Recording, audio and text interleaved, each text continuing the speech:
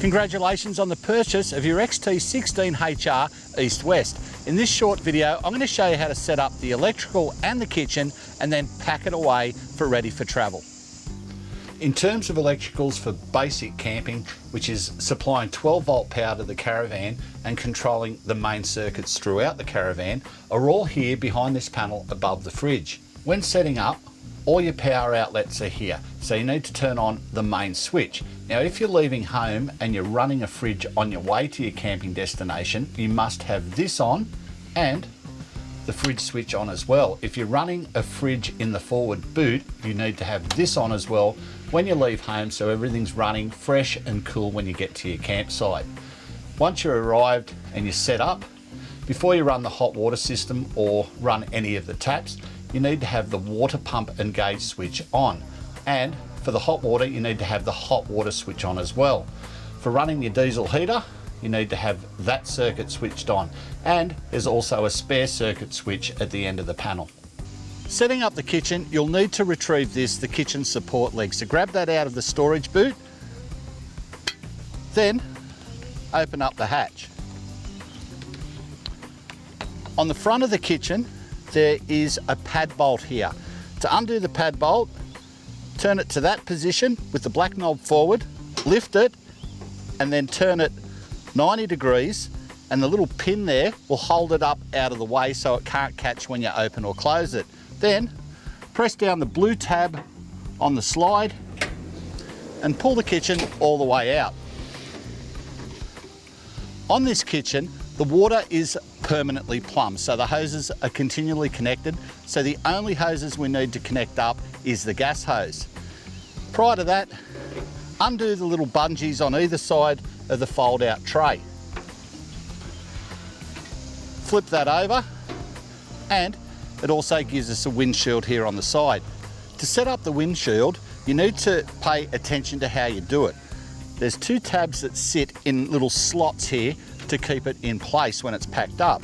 So to set it up, slide it away from you towards the end of the kitchen, lift it up, and then it drops down into two slots again to hold it in place there. Now we can set up our dish rack. To do that, we undo the rubber bungee at the front and lift the rack up into place. On either side, there is a pin. So when you get your dish rack up, there's little knobs on the side of each side of the rack, and what you do is you turn them and they'll pop into place. To undo them, pull it back and turn it, and it locks out of the way. So we get those locked in. Then we can lower our racks, which there's a little bar on the side. So to put the rack down into place, pull the little lever out, the rack will fall in, and the pin will go into a little slot here on the rack to hold it in place. Do that with both. Now they're set up, ready to use.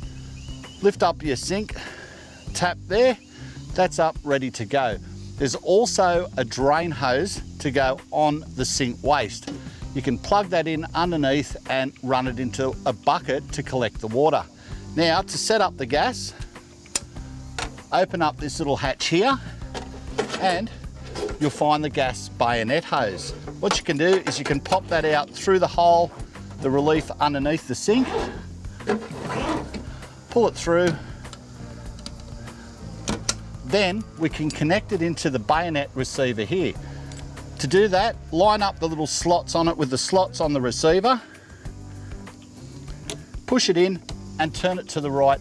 Now the gas is connected. Now when you do this, you want to do this before you actually turn your gas bottles on, because if there's pressure at that bayonet receiver, it will make it a little bit more difficult to plug in. Now our kitchen's ready to go, we can start cooking. When packing up, what you need to do is consider what items you want to run while you're traveling. If you've got items in the fridge, either here inside or in the fridge from the exterior hatch, what you need to do is work out whether you want them running while you're traveling. The controls we have contained in this box are the main isolator switch.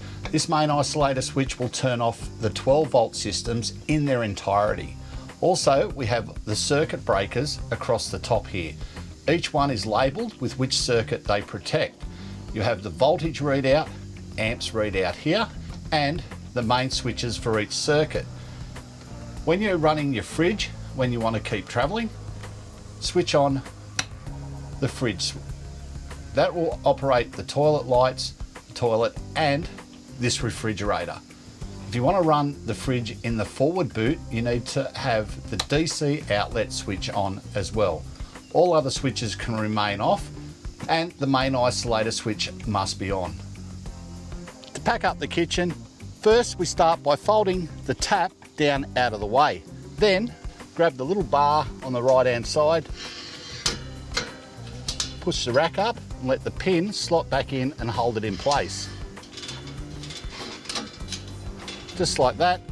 Then release the twist pins either side and you can lower the rack down and put the bungee back on. While we're here, we'll disconnect the gas, push it in, turn it to the left, then open up our little door here and we can pull the hose back up .